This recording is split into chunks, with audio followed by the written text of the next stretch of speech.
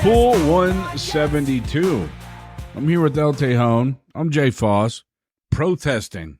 Very big right now. Anyone who's been paying attention, like George Washington University had some crazy shit go on. They just got cleared out the other day. Columbia has been in the news a lot. UCLA has been in the news. I read about Columbia. The New York Times had an article about Columbia. We'll talk about it here in a second after your initial thoughts. Right. Yeah, I would say that one's probably been the most prolific one just because of the media reporting on it. But there's honestly protests all over the country. I thought UCLA was a big one. UCLA was pretty big. It just depends because typically the bigger schools have more ardent protests. You get to say, like MU had a protest, but it wasn't big and they didn't get crazy. So it didn't really make the news. It made local news. So we kind of have to break it down. People actually like college students protesting. Some people do because they have a voice, let it be heard. What do you believe in? Now, you got to think back. 18 to 22 is basically college unless you're getting bachelor's, master's, whatever. Think back to when you're fucking 18, right? Right. A little more unhinged, some of us, not a lot of us. Full of bad ideas. Am I right? Yeah. Lack of world experience, lack of ideology, no real governing philosophy in my life. The main thing they're focused on right now is the Israel-Palestine. Right, yeah. Hamas. They're either framed as pro-Palestinian or pro-Hamas, depending on what news outlet that you want to look at. But for the most part, we'll just say, just to be genuine, they're mainly pro-Palestinian. Okay, so how many 18-year-olds vast knowledge of that area, of that region? No, largely not. Of course not. Largely not, yeah. Keep in mind that whenever this first started several months ago, it was largely 18 to 22-year-olds. But now it's not largely 18 to 22-year-olds. You have a lot of professional agitators. They're seeing people 40 and over that are coming into the campuses, setting up tents, camping out on the quad, engaging in violent activities, engaging in very, very reckless speech. Okay, so let's go there. Where does a violent protest in UCLA, what does that do to help anything in Israel? Nothing, because they're not focused on Israel, but it also does nothing for Palestinians. Because these protests start out as a ceasefire now, is what they're saying. We want ceasefire now. Ceasefire now. Stop shooting. Stop fighting. Stop the genocide. Right? So the U.S. is not engaged in any of that. Right? So you're barking up the wrong tree in Southern white folk talk. Right? You're screaming something out into the ethos that nobody here, unless you're a very rigid ideological Democrat that follows the crowd, is going to listen to. So what does destroying a building or taking over a building in your area do for over there? Once again, nothing. All it does, for the most part, what you're going to do is you're going to turn off a lot of people that are hearing your message, and they're just going to stop listening. You get attention. Yes, you get attention. You'll get media attention. And a lot of those people are going to say, you guys are kind of dipshits, right? Now you're going to get the CNN, MSNBC, mainstream, ABC, NBC, all that crowd that's going to be, the 200,000 people that watch that bullshit are going to be like, look at these people. They're patriots. No. Number one, patriots aren't going to go in and destroy buildings to prove a point. Right? A point that is going to fall on deaf ears because the U.S., they can't stop Israel from going into the Gaza Strip, right? They're not going to stop them from going in. Right now, the big target is Rafah. It's the last stronghold of Hamas. This has always been the stated goal of Israel. Hamas is a terrorist organization, that attacked him on October 7th of 2023, went in, killed over 1,000 people, just civilians. They weren't even military targets. They were civilians.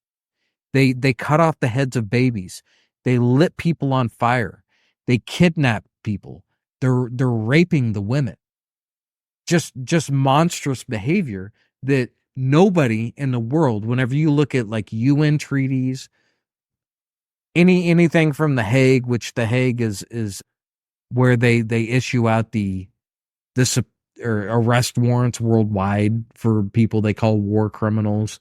It's become largely unbalanced, but nobody agrees that these tactics are okay, except for very idiotic people that are pro-Hamas. Okay, so what would make an American college student pro-Hamas? Because there's a lot of them. Okay, so you're looking at a lot of college students that haven't experienced the world, and some of them are easily influenced. Well, not just easily influenced, but they don't have a ground base for moral behavior, right? You're talking about a lot of students that probably they will claim that they're either Christian or Muslim or Zoroastrian or whatever weird, fucked up shit they're gonna believe in for the day. The New York Times article has percentages of people that they interviewed. Okay. And that's Columbia, though. So just Columbia. Just a specific one. This is just a pulse on the finger of what's going on in New York City. Yeah. So, I mean, just divert for a reason, because you said people that believe in other things. So I would like to rebuttal that with, they said like, and this is just the people they interviewed, this is just what I've read, is like 35% of them are agnostic or atheist. Okay. Okay. So they have no belief. Correct. But I mean, you can argue that atheism is a religious belief.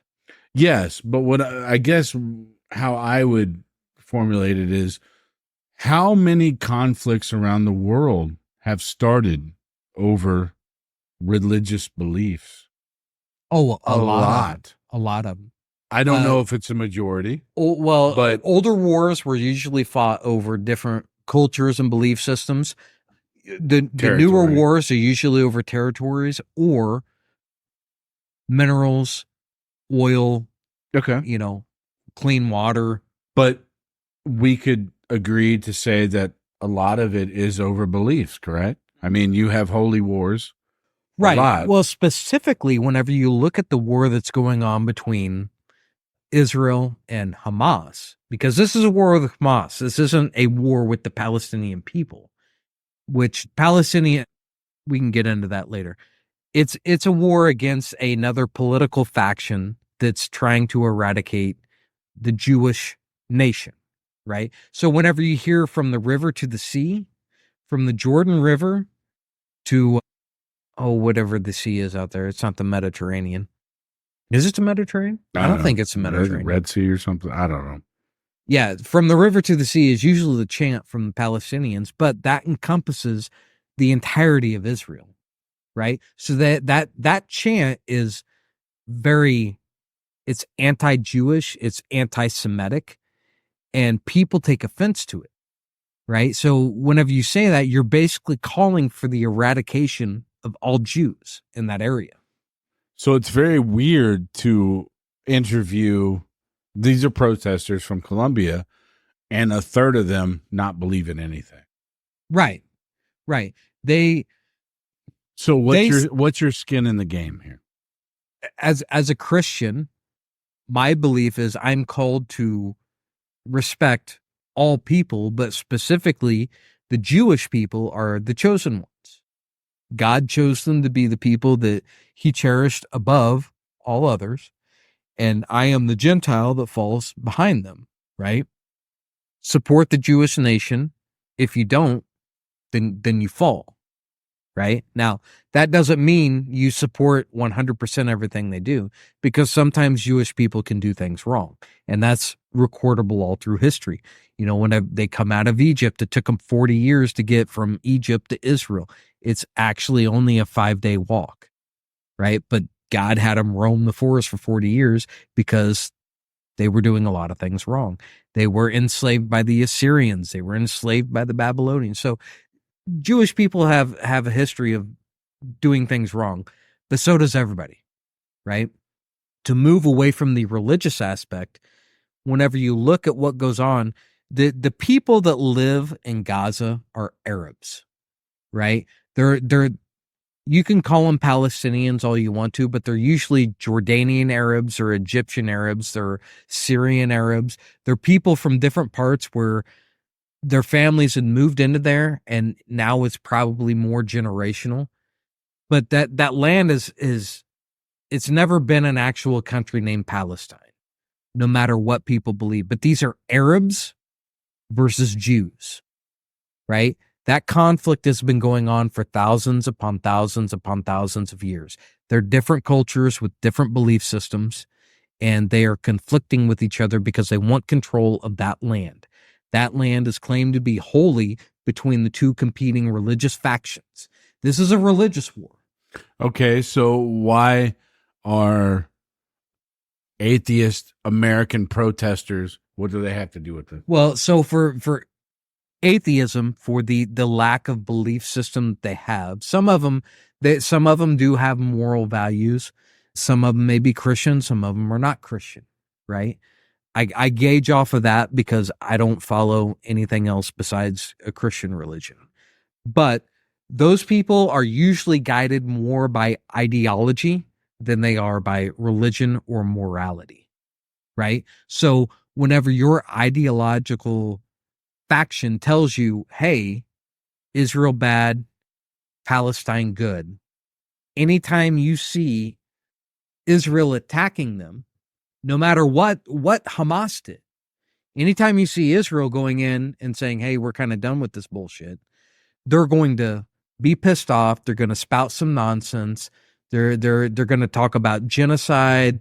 They're going to talk about, this is our land, all kinds of other things that there's some half truths to it, but a lot of times they're very, very misinformed about what they're fighting for. What do they think will happen if Israel backs off? Israel backs off. A lot of the people here, since I haven't experienced it, a lot of the younger people, they don't give a shit. They feel like it's a win because they got what they ideologically wanted to, right? Now, are these college kids going to give money to Palestine or Gaza or any of those people over there? No. You don't see anything popping up on GoFundMe that's started by some random college person that has a big heart. It's not happening, right? Those kids don't have any money, even though their families are rich. What's it cost to go to Columbia? $90,000 a year? Or maybe a semester, I don't know. A semester, holy snikes. That'd be because Syracuse crazy. is like, what, 50, 60 grand a semester? So, what do you think? Well, Columbia is considered Ivy League, is it not? Yeah. Yeah. So I would guarantee it's more. Okay. UCLA. They're doing all It's right. California. It's not cheap. I'm sure that's at least 50, 60,000 a year. You think that those kids' families are hurting? Yeah, they're not. But once again, what you're seeing is this largely started out of a grassroots kind of thing, but now it's being funded by NGOs.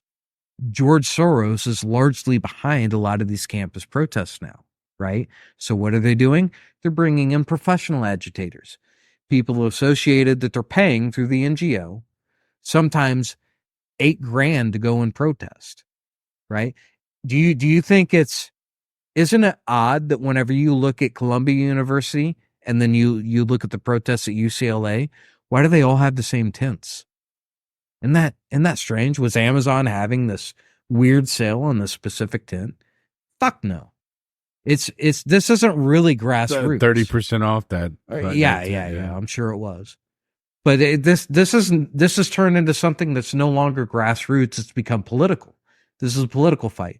They're bringing in professional agitators, and these people are trained in very subversive ways to avoid police contact, right? And they aren't here to do good things. They are there to make a ruckus, which means they're going to destroy furniture. They're going to take over buildings. They're going to spray paint. They're going to zip tie doors. They are going to keep Jewish students off campus. They're going to do all kinds of wacky bullshit. And see, here's the thing. Your right to protest is guaranteed under your First Amendment. It's okay to be out on the quad voicing your opinion on a matter, on a world matter, on a U.S. matter, on a county matter, on a city matter, whatever it is you want to protest. You can destroy property. That's where it becomes illegal. I mean, you see a lot of government officials now mad that a lot of these protesters are arrested. Why should they not be arrested? They broke the law. Yeah. Right. So that tends to show you where their ideology sits. Okay. Now, like I said, it's okay to go out and protest. Whenever you start building structures, whenever you start assaulting people, whenever you start blocking students' egress to proceed to their classes, that's whenever you start stepping into illegal territory, which now the university has every right to call police and put an end to it, right? But everybody is now upset. Oh, how dare you come in and destroy our encampment? You guys are tyranny. This is tyranny, you know? And that's kind of the opposite. Like, you are projecting exactly what you're doing. You are trying to use violence as a means to get your way. But sometimes even your most ardent supporters, whenever you start threatening them to get your way, they're not going to respond very well. So a lot of these universities, Columbia has cleared the encampment, right? They went in and arrested people that took over Hamilton Hall. They destroyed Hamilton Hall. They did over like $1 million worth of damage to that hall, plus the president's office. They've destroyed statues. I know George Washington University, they put the keffiyeh, which is the chosen headscarf for Hamas militants. They put it on George Washington. They had him holding a Palestinian flag. I mean, that's quite disrespectful. They spray painted all over the monument. Like, crazy. You're not going to win hearts and minds with that kind of bullshit. When George Floyd happened, how many other countries just protested? They're just livid in the streets. Oh, none of them protested. They're scared to death of their governments. Right. So they don't protest. But I guarantee you, China loved it. I guarantee you, Russia loved it. I guarantee you, Venezuela loved it. They're like, yeah, down with those cities. You know, let's send all of our migrants there. Well, are they protesting just to? I would say the younger generation wanted their voices heard, because I think deep down in their heart of hearts, they think they're doing the right thing, even though they may not fully understand the world as we may know it. They may not fully understand history as we may know it. I think in their heart of hearts, they think they're doing the right thing. And it is morphed into something different now that you have it's become political and you have other paid actors coming into the scene. It's become a lot more dangerous. It is no longer people voicing opinions. Now this is a political battle. Well, whatever happened to Ukraine and Russia protests? Are those? I mean, it's still, I don't see anybody protesting about it unless you're a Democrat in Congress. Mm-hmm.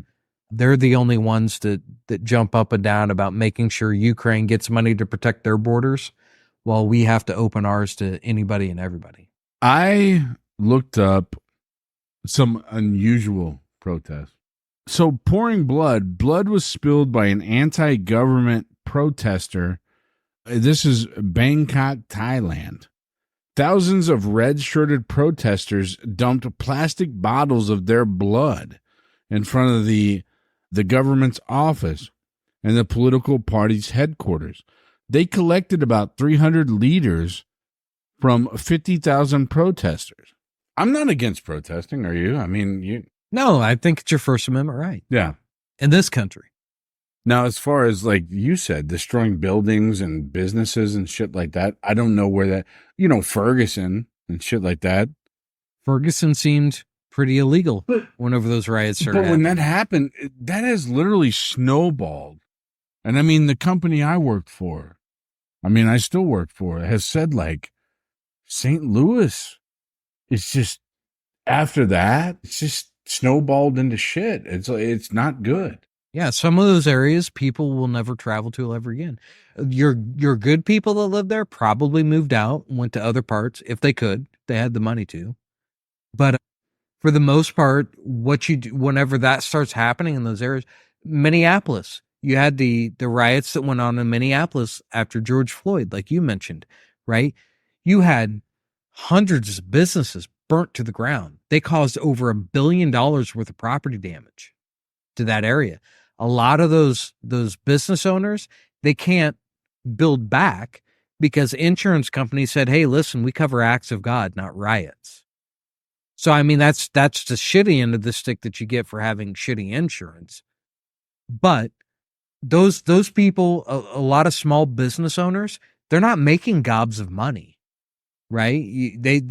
Their bottom line on everything they did for the year may look great. Yeah, but they still have a lot of cost involved in that, right? So whenever you burn down their business, Helps the economy. yeah, it does great things for the economy, like adding zero to it.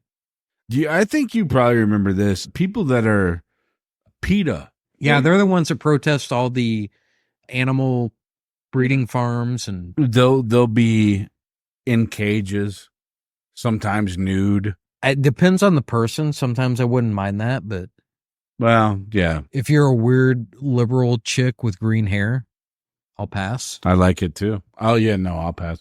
The Great Barrier Reef, there's people that protested that. You know, when I think about protests, I think about the crazy stuff.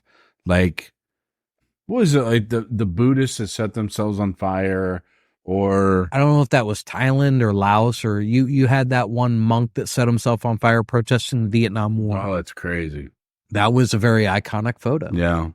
People that glue their hands to the road or to priceless pieces of artwork. Yeah. You're weird. That's what I mean. It's such a it's a case by case basis, right? Yeah. That's There's usually people your that- climate change people Yeah. that are protesting. But I mean, what do you mean you're destroying art? You know, people that destroy art and stuff. Right. What do you? Right. So you have a piece of artwork that may be worth, $100 million. We'll say the Mona Lisa. It's priceless. How can you put a price tag on that, right? You want to go and throw, we'll say, soup or paint or something that's going to harm the canvas. Semen or whatever. Yeah, lots of semen. I could probably get behind that. But if you're protesting climate and going out and destroying other people's property that has nothing to do with the argument, like you're doing it all wrong. Like, to me, we'll say that's my gallery and that's my artwork. You Yeah, do I that mean, to- homeboy that did the Mona Lisa is dead and gone. you're not making it out of there in one piece. Oh, right. That's just stupid. Yeah. Okay, go out and if you want to make a difference, do things that are going to make a difference. Yeah. No, I agree. Like locally, though, local change. You start there. It's easier to start small and go big. Yes, but number one thing I always tell people, if you don't like the world you live in, change it. But number one, you have to be the change. If you don't like the way climate's going, but you're somebody who loves to drive your car all over bumfuck to protest, listen, you better be driving an electric car. Yeah.